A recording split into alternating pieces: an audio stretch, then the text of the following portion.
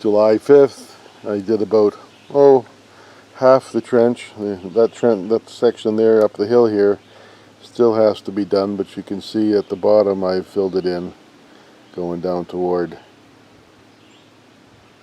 the wireless antenna. So about half done, coming up the hill. But my knee and foot and everything started to hurt.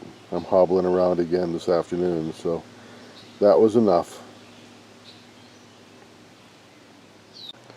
Look at these silly potato plants. Now I had to take that mesh off there that was across those two boards because they were pushing up against the top, and they've gone nuts. Look at them all. They're all higher than the mesh now. But look at the flowers on these here.